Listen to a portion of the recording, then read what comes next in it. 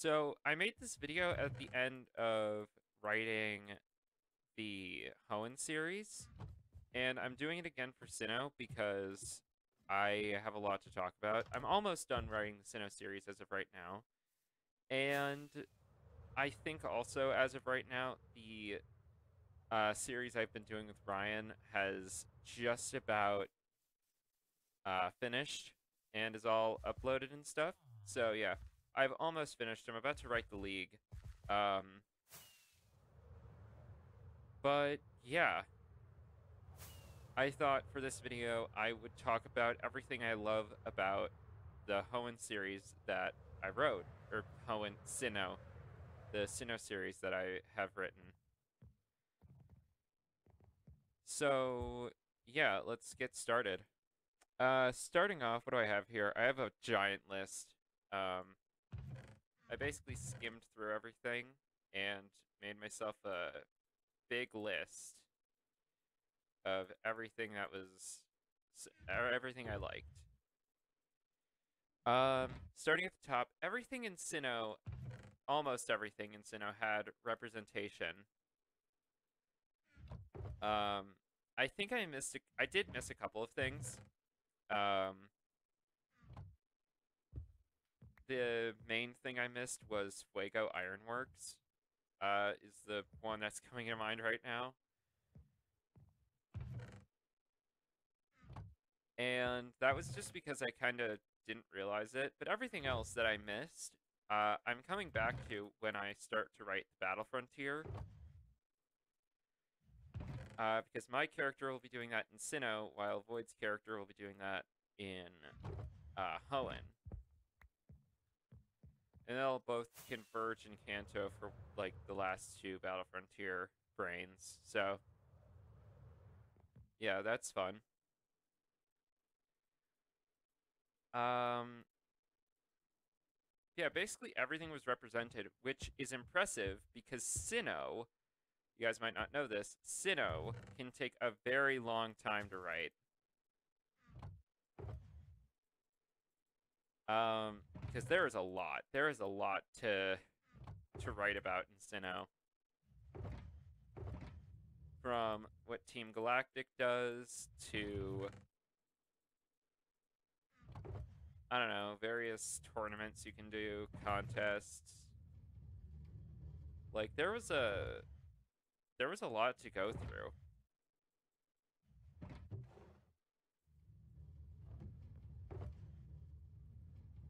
All right. And that basically resulted in a very interesting story. And one that I had a lot of fun writing.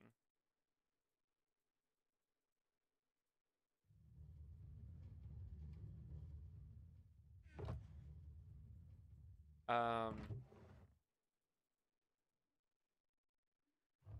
so yeah, let's switch it up. Let's get into Dawn for a minute. Dawn was a fun character to write because she's basically doing May's whole contest story arc. Um, if you guys can't tell, by the way, this is unscripted. Yeah, Dawn is basically doing May's whole contest story arc, which very cool, very cool. Um, but it does have its like downsides of you'd be starting again completely from scratch, which I've been reading the Heroes of Olympus story, and I was like reading through that, and I was like, this is a bit of a slog because the characters are all new to this and they don't really know what's going on. So my way of doing this was I basically decided to give Dawn a little bit more experience than I gave May, resulting in May having uh, about the same amount of experience as Dawn. Uh, which is good for this region that we're told is really overly competitive.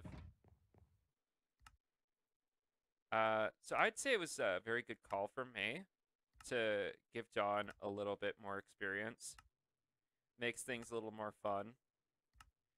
A little bit less of a slog.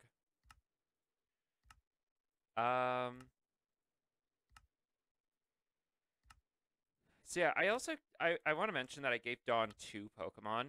I gave her Baneri and I gave her Piplup. And some of you might be like, aren't those her normal Pokemon or even changing anything?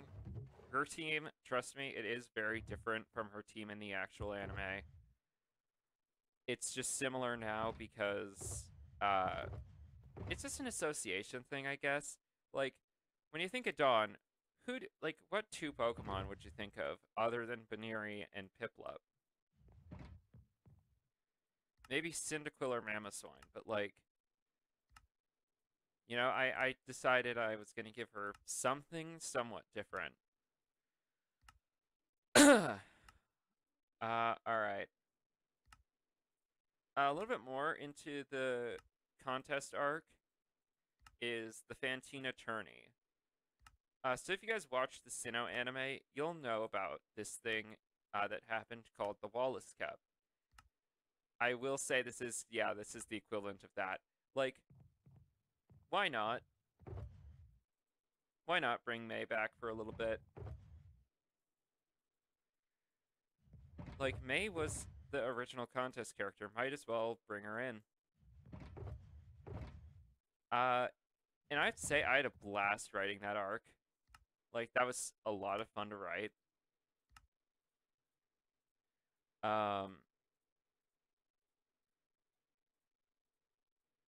Like,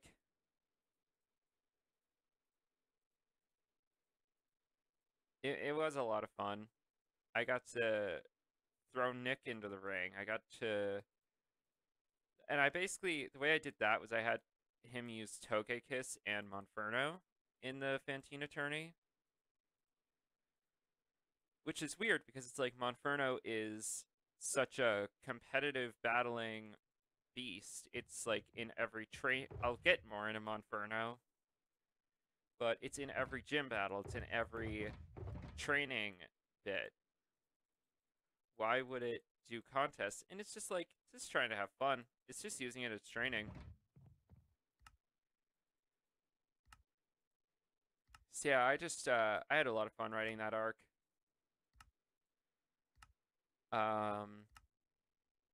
What's next? Dawn's character arc as a whole. I should bring up some of Dawn's rivals. You got Horace, who came back from Hoenn.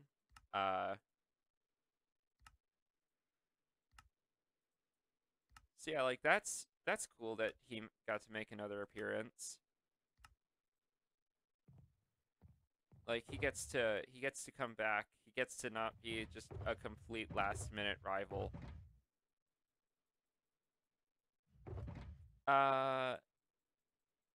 There's also Kate, who is Dawn's main rival.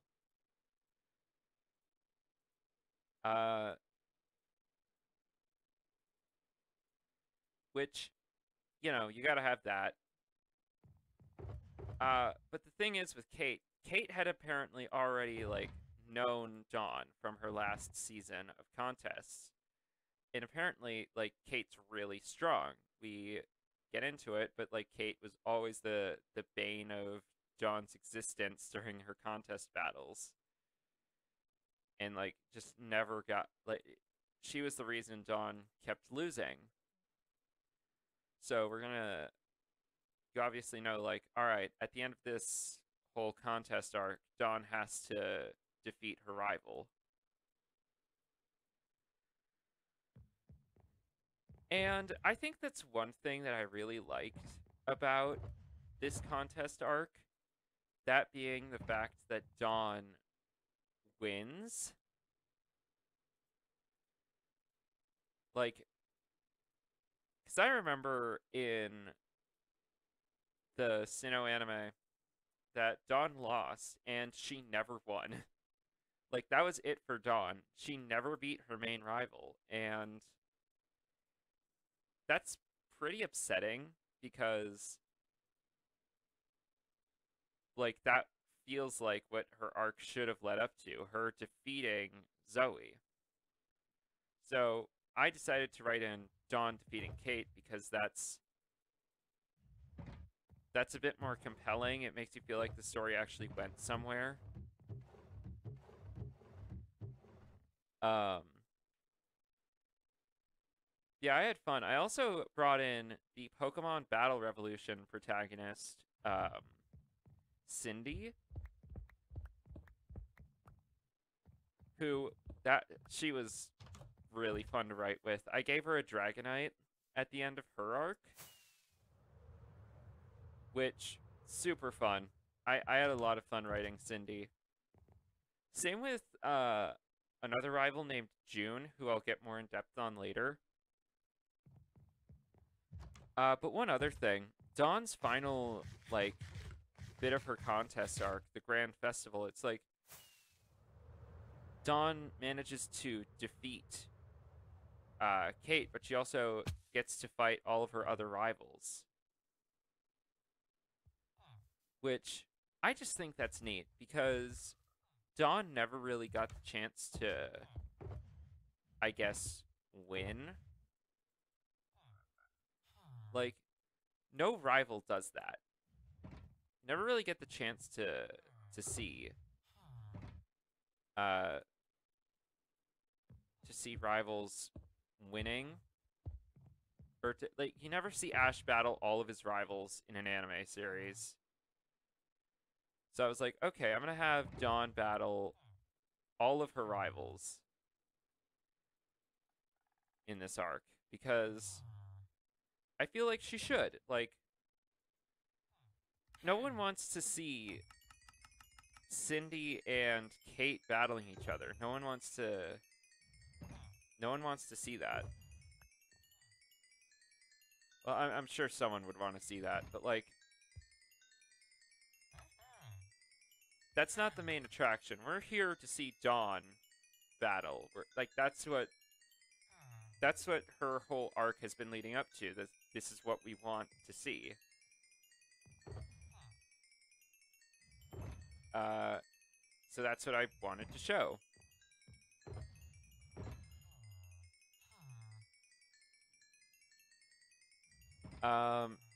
And I did. I think I did a pretty good job with that.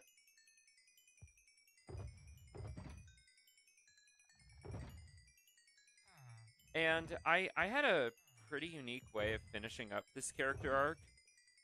That being, I was like, Fantina basically goes over to Dawn after the Grand Festival, and she's like, hey, do you want to become my apprentice? And Dawn's like, no, you're my competition. I don't want to be your apprentice.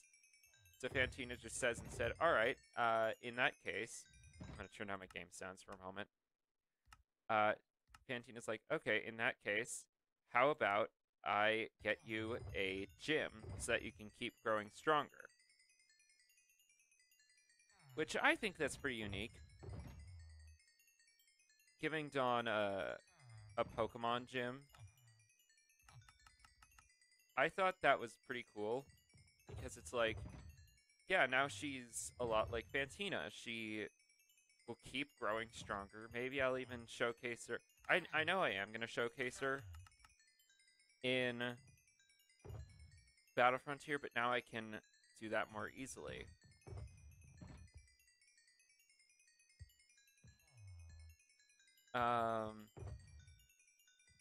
Yeah. What do I have next here? Did that, did that. Oh yeah, let's get into that. The Team Galactic arc. This was fun. So the Team Galactic arc was pretty cool. It went on for quite a while and really showcased a lot of what we would want to see from a Team Galactic arc, in my opinion. Like, the main characters facing off with Team Galactic. I show them taking on their villains. And like, yeah, it was a lot of fun to do that. I've never actually watched, not in full, the Sinnoh anime. I've never gotten a chance to watch that. I know parts of what happened, but I never actually got to watch it.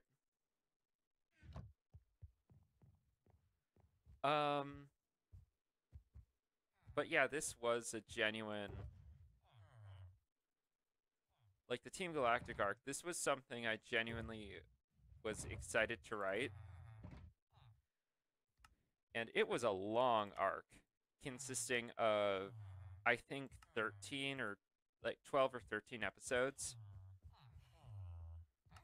Uh, shoot.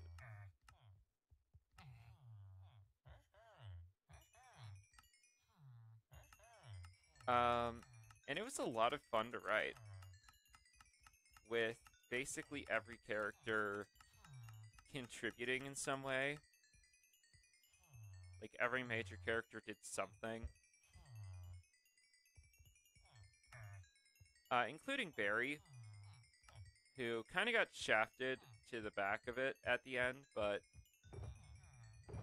you know, I got to do what I wanted with that arc. It was fun. I have to say, if you guys aren't gonna like it showcases so much as well. Like at the end of the arc, Riolu evolves into Lucario. Um, Gliscor battles Giratina, who, yeah, I'm gonna be talking about Giratina later as well. Um, but like genuinely, this was a very big arc, but it was very deserving to be big. It was very good. To me, at least.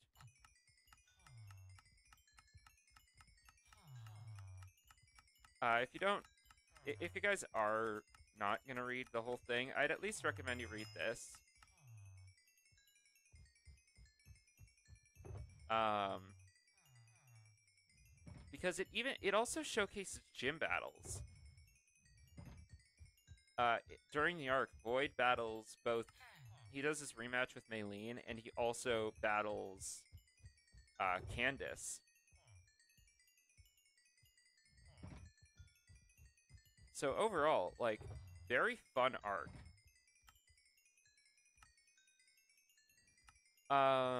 And the conclusion is at Spear Pillar, it shows Cyrus actually dying. Like, he doesn't just get trapped in the distortion world. No, he dies. Like, he frickin' dies. Like, he falls into an endless void forever. There's no coming back from that. He's dead.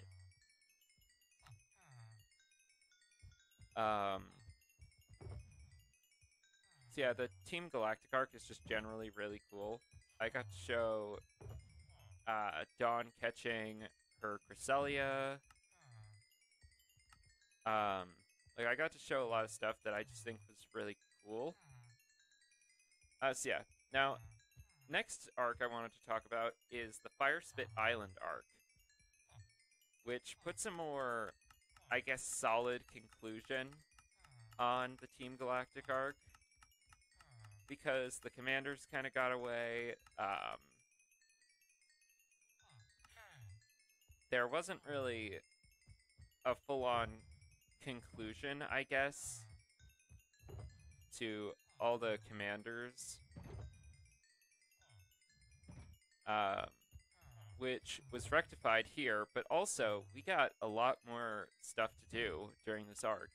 Like, Fire Spit Island arc is basically the entire post-game section. Because that area, for some reason, isn't given a name. It's just the battle area, the resort area, the survival area, which is pretty uninteresting. So I gave it an actual name. I went with Fire Spit Island because that's roughly where that is on the like if you compare the Hisui map, like they're in roughly the same spot.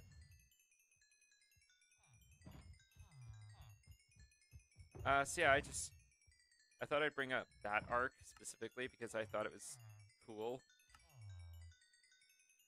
Because I got to do a lot of fun stuff. I got to do Infernape versus get over here. I got to do Infernape versus Heatran, which that was a really cool battle to do. Infernape versus Heatran basically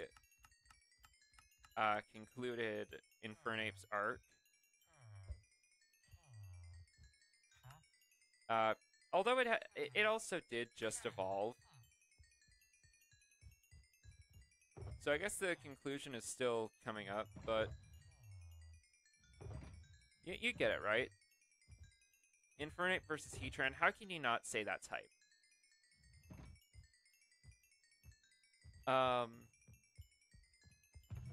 Yeah. So, oh yeah, and then I did the whole resort area thing. I did Infernape's arc, where it evolves. And the evolution arc is quite insane. So, I guess I'll get into Infernape next. So, Chimchar slash Monferno slash Infernape. I had a clear plot point set up for Chimchar when I started writing. That being, it would participate in every single training battle and every single gym battle, which it did. And it actually, like, it does well in most of them because it kind of has to, right? Like, this is a fan favorite Pokemon. I gotta treat it right. So, yeah, I made sure Infernape would have a good arc to evolve into Infernape, and yeah, I basically, for the two evolutions, the first one I did for Chimchar evolving into Monferno, I had it evolve during the gym battle with Crasher Wake, and then I had Monferno evolved into Infernape during the Fire Spit Island arc, where it had just finished participating and winning in, or not winning, it had just finished participating in 5 battles. So I just wanted to do that gauntlet and then have it evolve. Just to make sure that the arc, you know, worked.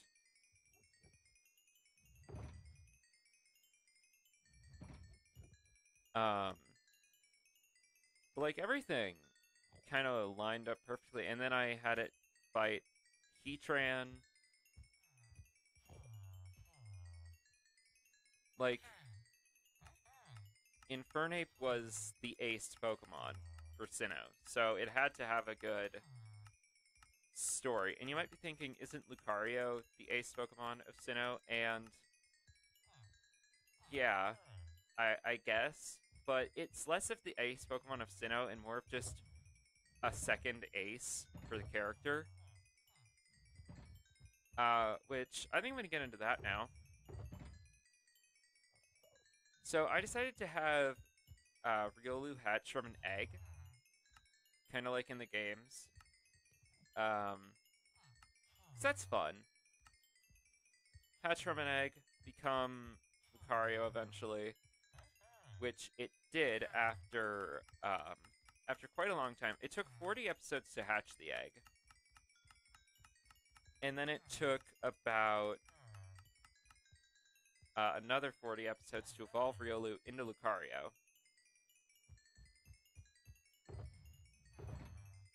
So everything kind of like, it took a while, but that's fair because it's going to remain on Nick's team for pretty much the entire rest of the anime series. It's going to go to Kalos, it's going to go to Unova, it's going to go to Alola, Galar, Paldea. It's gonna go everywhere. Like, it is an ace Pokemon. And I think I did a good job of solidifying that.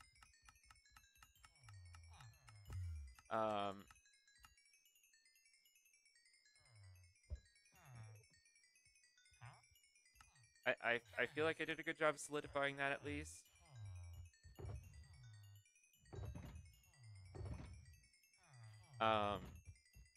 Making it so that Lucario's the second ace as well is really cool because Ash has the one ace and then he has his regional ace, which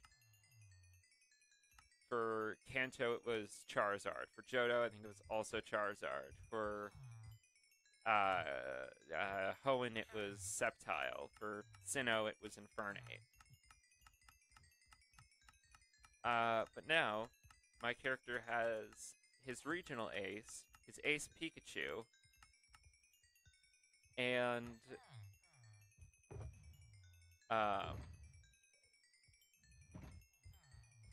Lucario, his secondary ace.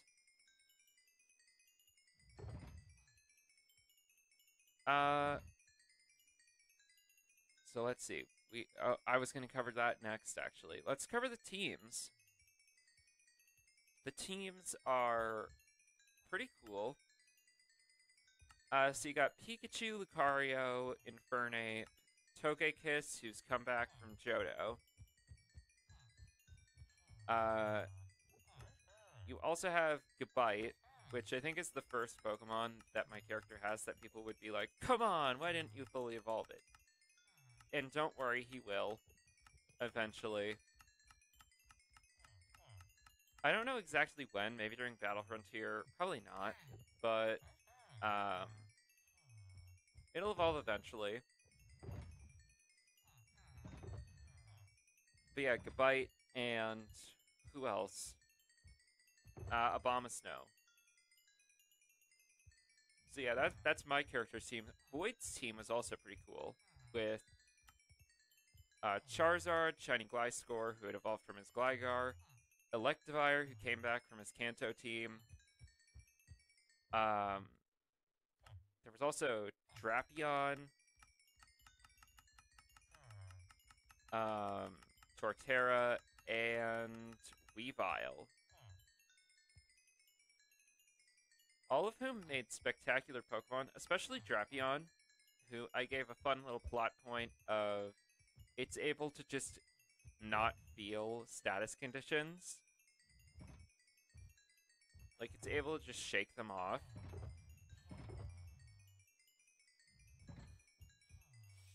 Like, I thought that was pretty cool.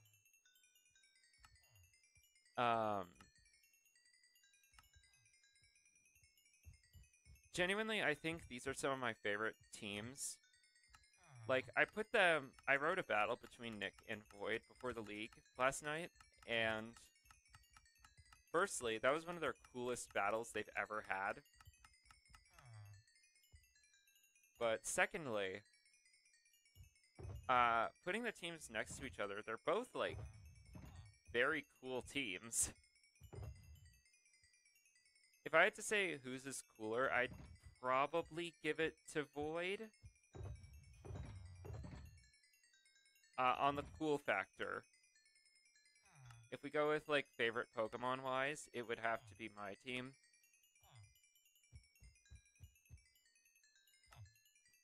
Just because Lucario and Infernape.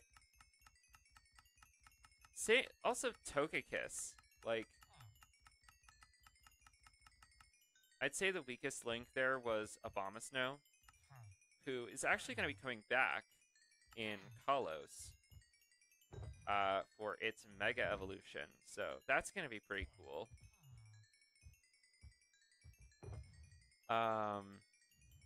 What's next? Oh yeah, let's get into some of the characters. Okay, so that was weird. Anyway. So yeah, you have the first character, which I think a couple of the characters you could draw parallels with. This one specifically could be given a parallel with Hunter J. Um, and like that's fine. Basically, any character is gonna have a parallel. Yeah, Katniss is basically a brutal Pokemon hunter who she's kind of on her own, but like I took Torin from the last season who was looking for Latios and Latias, and I guess didn't necessarily make her more threatening, but made her a little more constant. And she really likes to keep the pressure on the group. Like we see her kind of constantly keeping the pressure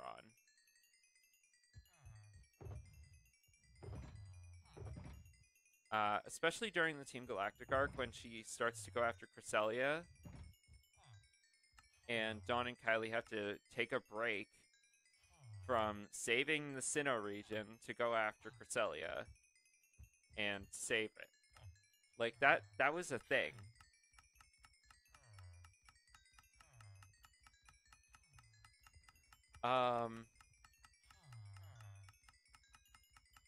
Yeah, Katniss was always sort of keeping the pressure on the group, but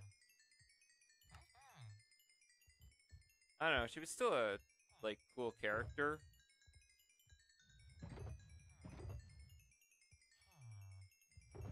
And I know there's a lot of people who would be like, oh, she's just Hunter J.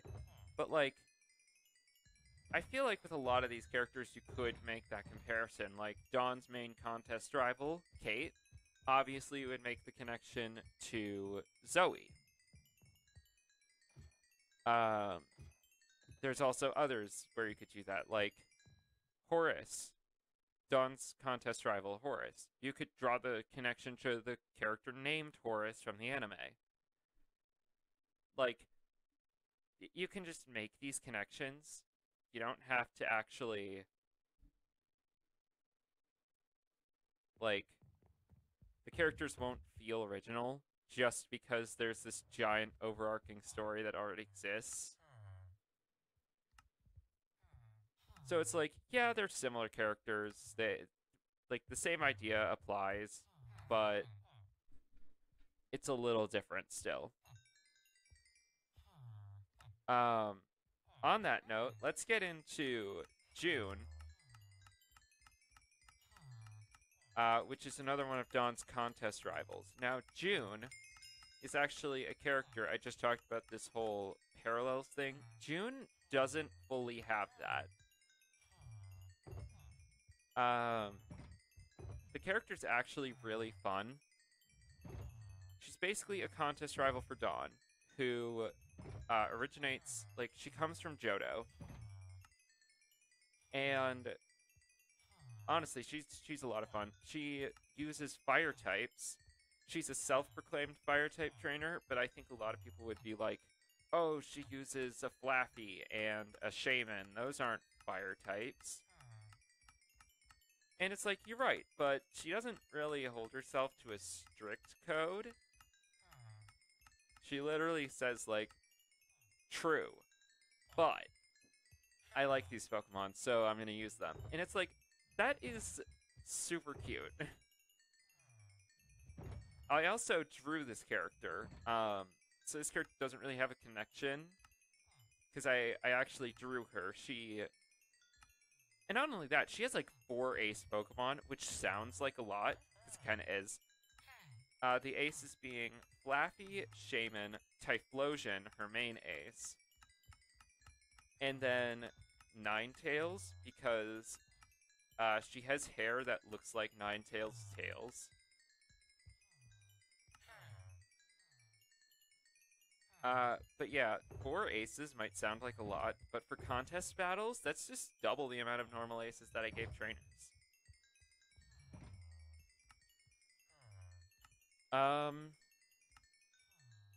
Yeah, I think it was a very fun character. At times, she was pretty out of pocket. And she was also almost a last-minute rival.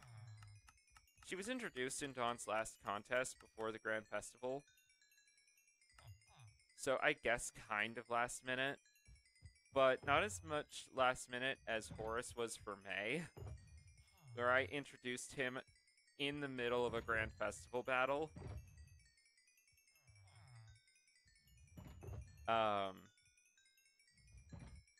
So yeah, I'd say she's a pretty fun character to write with. All right, I've mentioned June. I mentioned Katniss. Oh yeah, I talked about this a little bit. The old Pokemon evolving. This was fun because I got to bring back Togekiss. I got to bring. Ooh. Sorry, had a little thing there. I brought back Electabuzz. I brought back Togekiss or Togepi. Sorry, and both of them evolved into their final forms, which I think it's pretty cool to do that. To like sort of bring back old Pokemon and have them evolve after their arc has already been completed. I think that's a good way of continuing their arc. And that's what I plan on doing with Gabite. Eventually, I do want to evolve it into Garchomp.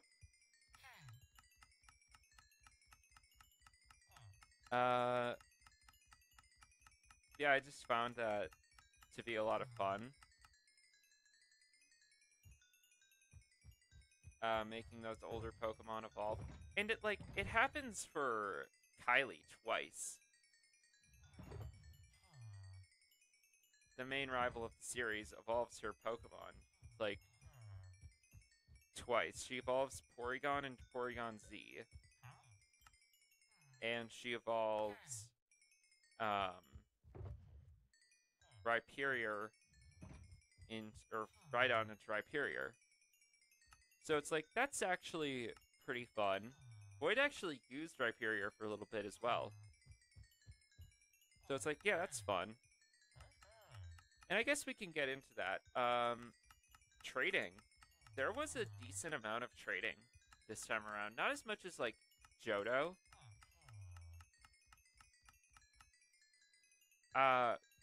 But, like, there was a decent amount of trading where Dawn at one point traded Nick I think her Baniri for his Togetic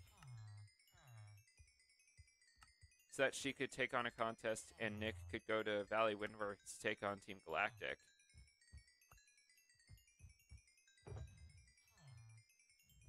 And get the Riolu egg back. So, yeah, that was fun.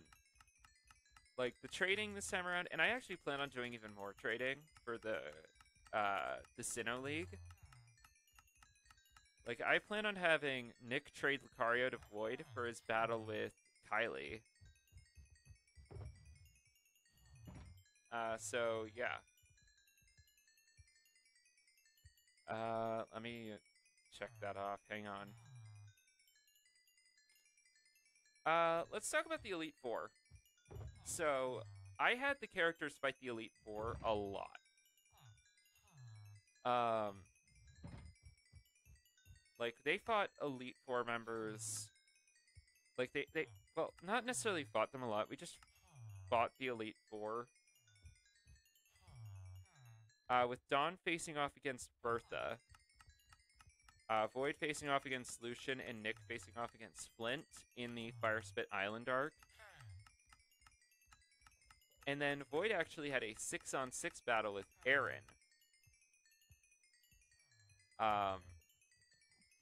Who I literally said, don't be too impressed by this. Because Aaron is the weakest member of the Sinnoh Elite Four. And also Void had a legendary on his team at the time.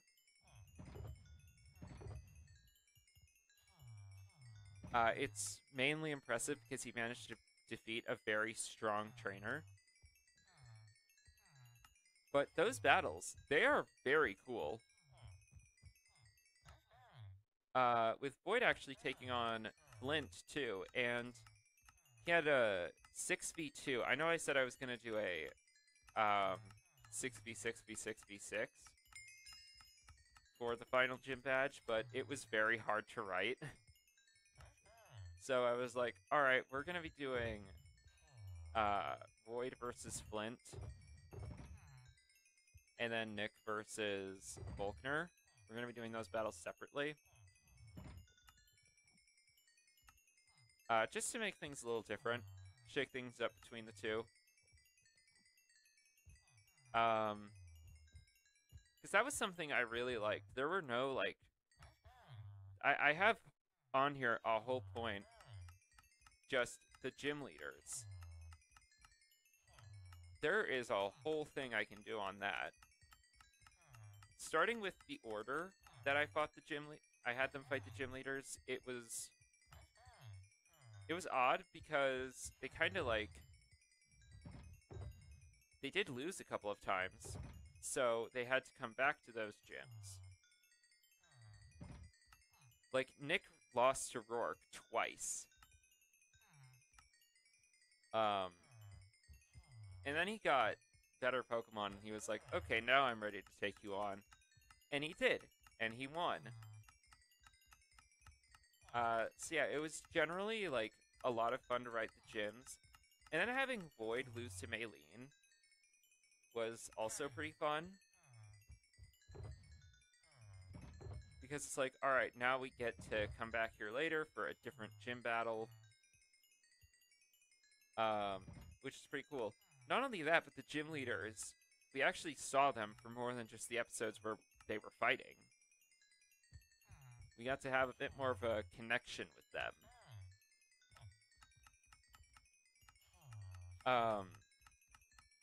Like, we see them a lot. Especially Fantina and Volkner. We get a lot of build-up to Volkner. And we're kind of just told, like, he's very, very, very strong. Like, we see that he just, like, one of the first times we see him, he sweeps a Kanto gym leader who gave Nick and Void a decent amount of trouble. That being Elaine, who was there to replace Giovanni. So yeah, that was pretty fun to, like, foreshadow Volkner as this really strong trainer.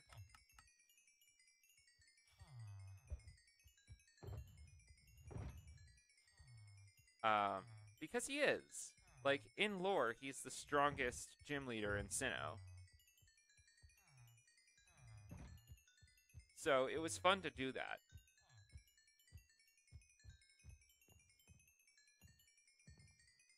I did that. I did that. I still have a lot to go on this list. But, like,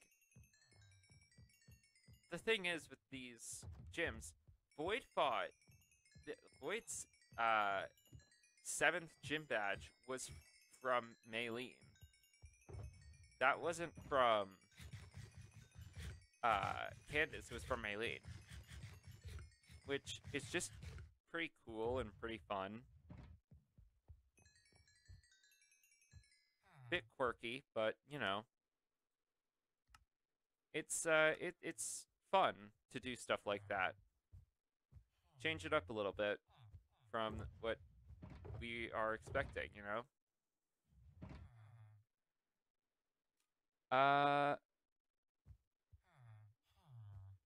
I feel like there were times where I didn't take it too seriously, which is very good, because that allows you to kind of read it and be like, heh, that's pretty funny.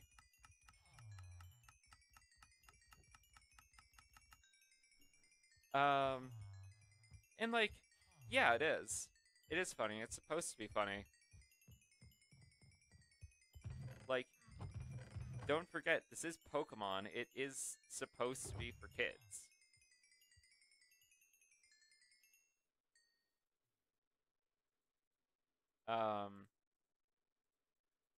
So, yeah. It's just one of those things where it's like, yeah, like, I have I have Sneasel evolve into Weavile during a bottle episode, and if you don't know what that is, it's basically an episode where all the main characters spend their entire time in one room, and the entire time, Dawn and Void are just at each other's throats. They're just like they literally have a blanket fort war, and it's amazing. It's glorious.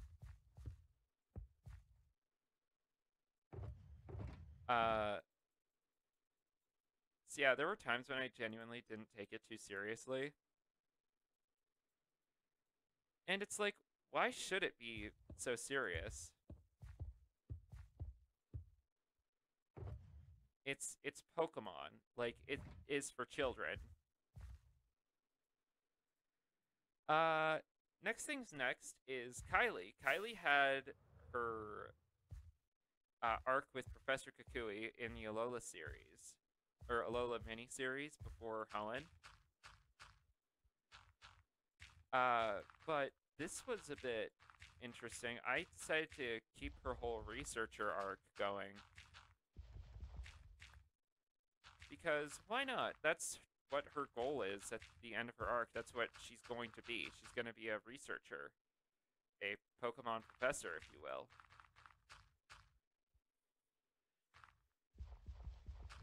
Uh, so it makes sense for like me to start foreshadowing this thing that she's gonna be doing.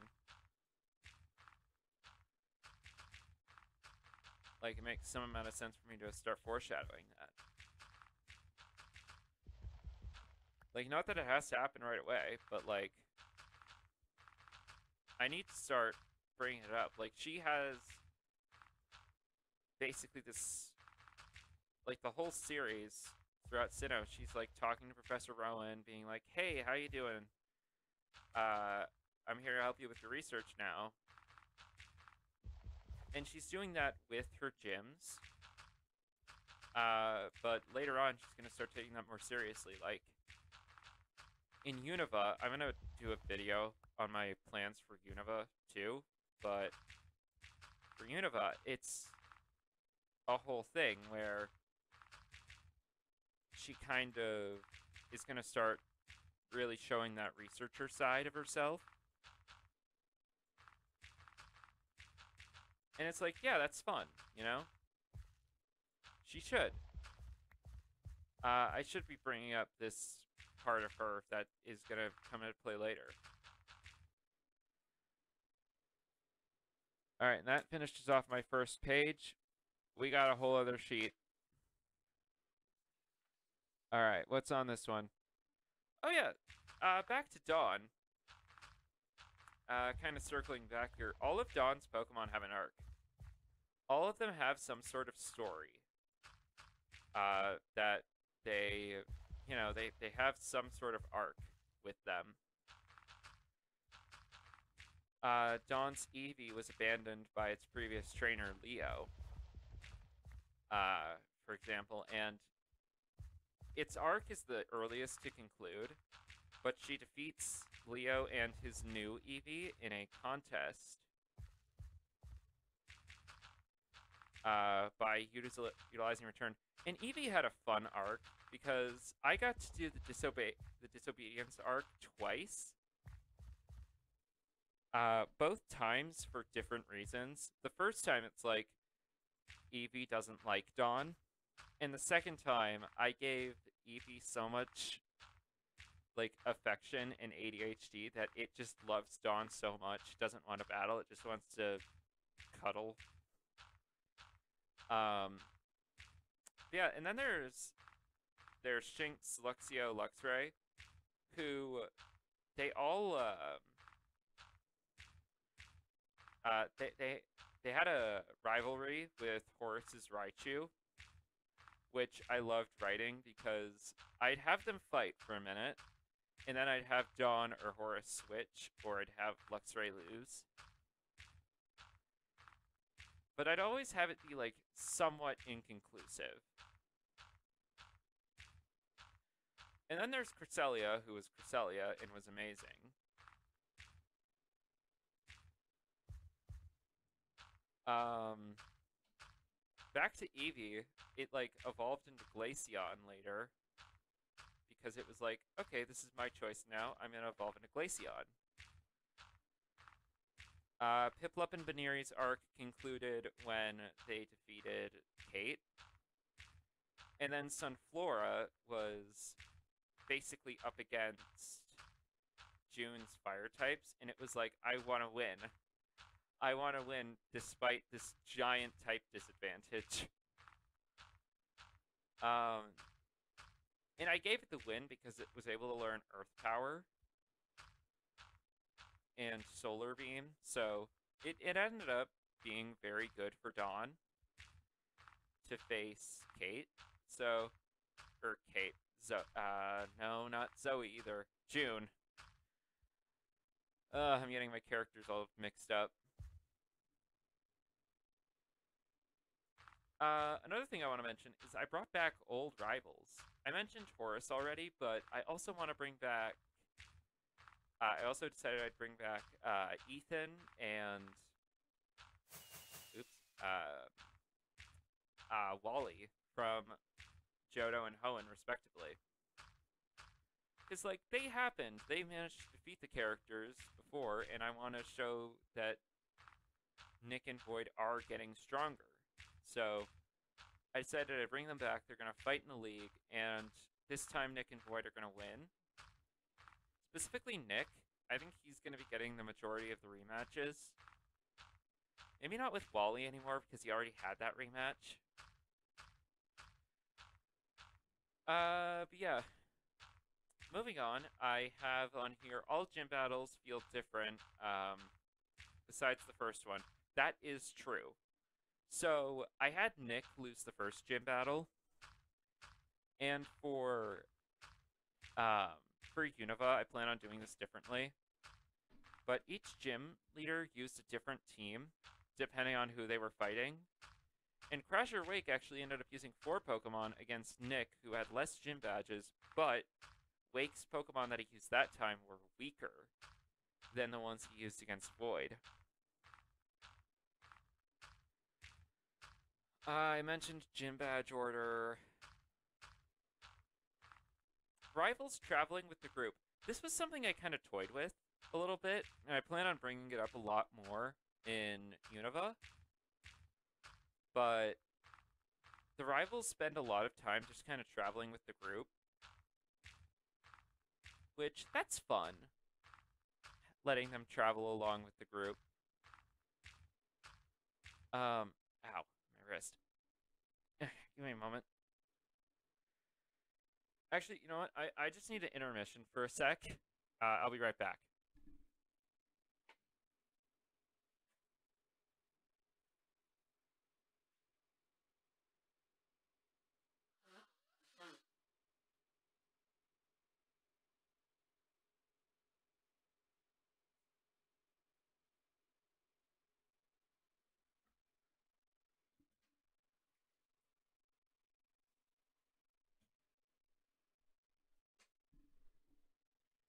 Okay.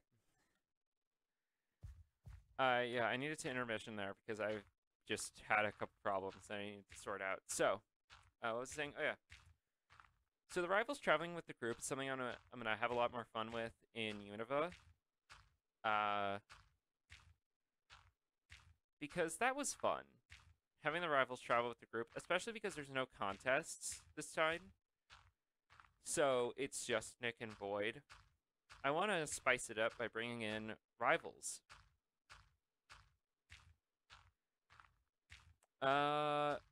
This is funny. So throughout the entirety of the writing process with Team Galactic, anytime they were on screen, I always tried to find this line with Ryan that I can't cross. I still haven't found it. Which is surprising, because I had them take an entire episode to defuse a nuclear bomb. That is an actual episode. Team Galactic set up a nuclear bomb in Celestic Town and tried to detonate it. Yeah. This is based on this one scene from Mission Impossible 7. I had just watched it. It was a really fun scene. It's the one where they're in this like airport and there's a supposed nuclear bomb, but it's not actually a bomb. It's just a test. And yeah, I really liked that scene. So I was like, would it be funny if I introduced that in a Pokemon episode? And I did. And somehow I told Ryan about it one day, and he was like, all right, cool. And I'm like, how are you not freaking out about this? And he's like, well, Ash stayed with that like a lot. And it's like, I guess Ash did deal with a lot of stuff, but really? Really? How did I never cross that line? Oh shoot.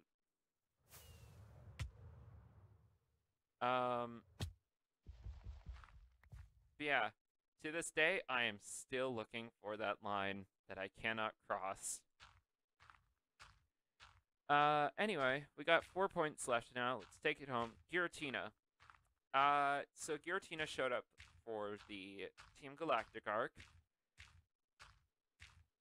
Where Cyrus basically was like, I have 2 red chains for Dialga and Palkia. Ha ha ha ha. They are both under my control. And then suddenly Giratina shows up. And Cyrus is like, yo, Giratina, I have captured Dialga and Palkia. Do you want to join me now? And Giratina, like, I'm going to get more into it during the Hisui arc during Battle Frontier. But Giratina sees this, and it's like, why are you doing this? This isn't chill. This isn't chill. I don't want you to hurt my brothers. So Giratina, like, fights Cyrus. And so Cyrus is like, alright, I have a 3rd red chain. And Giratina transforms into its origin form, gets angry, and leaves. Which ticks Cyrus the heck off. But it's like, it's one of those things where it's like, yeah, just because like they didn't help Giratina doesn't mean that Giratina hates them.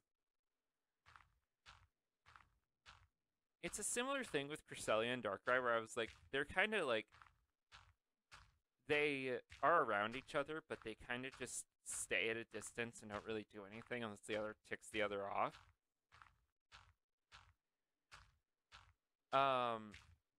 Yeah, Giratina was basically like, just because they didn't help me doesn't mean I'm gonna just be a jerk. I gotta be better than that. So, yeah. And then Giratina kind of goes away. It's in the cave. I forget what the cave is called, but it's like the cave where you get it in Diamond and Pearl. I forget what that place is called. I'm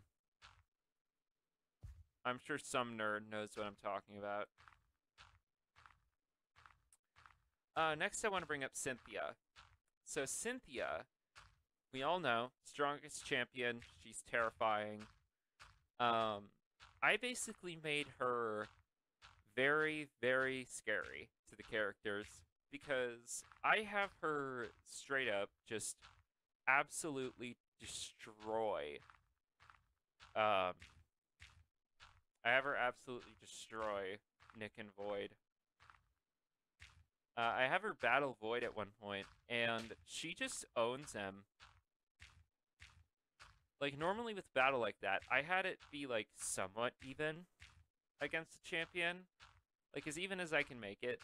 Like, when they fought Steven Stone, Steven and Void put up a good fight with Steven, but lost. And then when Nick fought Steven, he had to bring back Dragonite, and he just barely got a victory. Against Cynthia, Void couldn't get a single KO. Garchomp just swept him.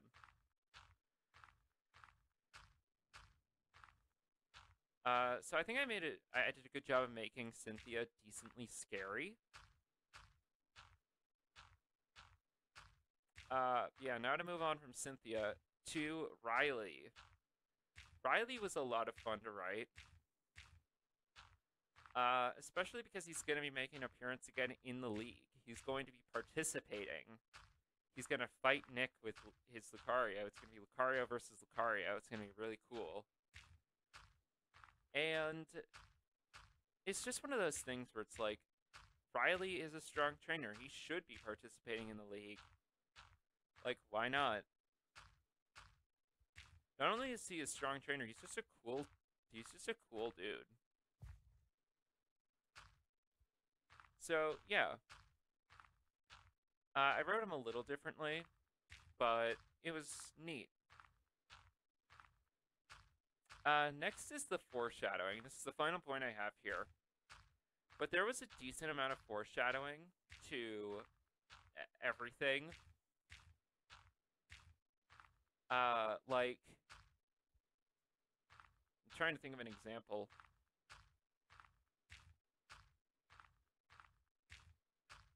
I don't know. Man, I can't think of anything. There was just foreshadowing a lot of the time, and it was pretty cool to have that there. Like, I'm foreshadowing Kylie's Professor arc. I foreshadowed Chimchar's evolution and how it would become his strongest Pokemon in Sinnoh. Probably one of his strongest Pokemon ever. Maybe Dragonite beats it, but yeah, I did a lot of foreshadowing that I thought was just fun. But that is about it for this video. I'd say, whoops. Oh my god. Yeah, that's about it for this video.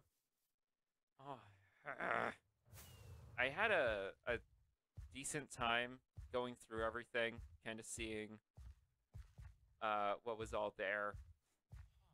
And there was a lot. I had to cover like 1.5 sheets of paper with points for this video. But yeah. I'm gonna be doing another video soon, where it's like the things I learned from writing Sinnoh. I did go through everything, right? You, you, you,